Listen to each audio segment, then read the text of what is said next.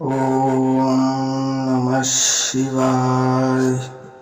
नमस्कार मित्रांनो, आज आपण बघणार आहोत शंकराला प्रसन्न करण्यासाठी काय काय करावे ज्याने की आपल्या अपूर्ण इच्छा पूर्ण होते. हिंदू धर्मात सोमवारी महादेवाची पूजा करायची प्रथा आहे. सोमवार हा भगवान शंकराचा दिवस मानला जातो.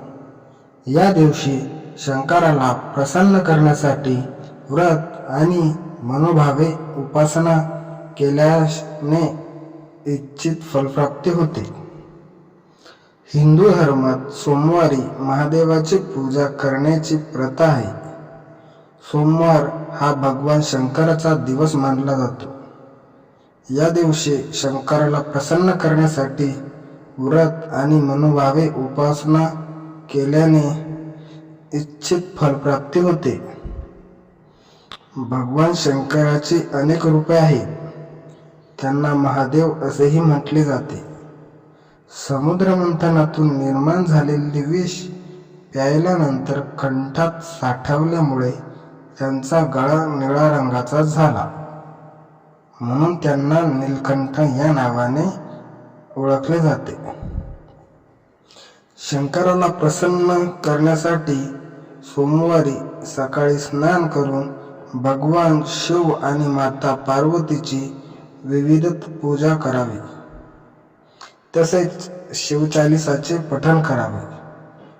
शिवचालीसाचे पठण केल्यानंतर जीवनात सुख समृद्धी येते, तसेच सर्व दुःख दूर होतात.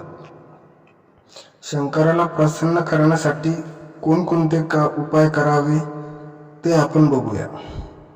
शंकराला प्रसन्न करण्यासाठी सोमवारी कच्च्या तांदळासोबत तीळ दान केल्याने पितृदोष दूर होतो, तसेच घरात सुख समृद्धी नांदते.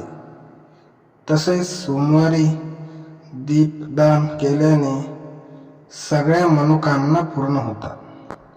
सोमवारी सकाळी स्नान केल्यानंतर पांढरा, हिरवा, पिवळा, लाल किंवा निळा या रंगाचे कपडे परिधान करावे. हे रंग शंकराच्या आवडीचे मानले जातात.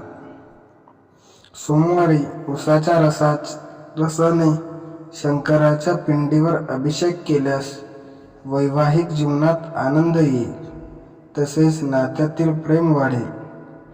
भगवान शंकराला पांढरे चंदन आणि खीर अर्पण करणे शुभ मानले जाते. भगवान शंकराला तांदूळ अर्पण करावे. सोमवारी दही, पांढरे वस्त्र, दूध आणि साखर दान करणे शुभ मानले जाते. यामुळे भोलेनाथ प्रसन्न होतात. पैशाची कमतरता दूर करण्यासाठी सोमवारी शिवरक्षा स्तोत्राचे पठण करा. कुंडलीनुसार ज्या लोकांवर चंद्राचा प्रभाव असतो त्या लोकांना पांढरे वस्त्र परिधान करा. इतकेच नाही तर कपाळावर चंद्राचा टिळा.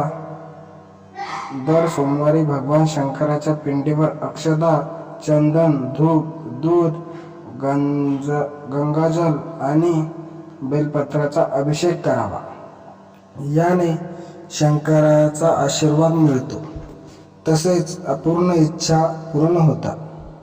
भगवान शंकराला प्रसन्न करण्यासाठी सोमवारी महामृत्युंजय मंत्राचा 108 वेळा जप केल्याने भगवान शंकराचा विशेष आशीर्वाद प्राप्त होतो.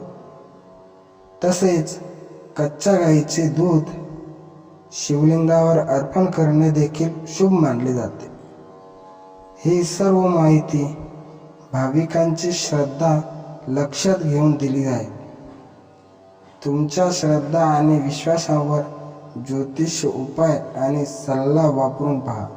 याचे उद्देश फक्त तुम्हाला चांगला सल्ला देणे आहे. या संदर्भात कोणताही दावा करत नाही. व्हिडिओ आवडल्यास चॅनलला सबस्क्राईब करून बेल आयकॉन नक्की दाबा. आपल्या चॅनलवर आपल्याला असेच व्हिडिओ नेहमी मिळत राहतील. त्यासाठी चॅनलला सबस्क्राईब करून बेल आयकॉन नक्की दाबा. धन्यवाद.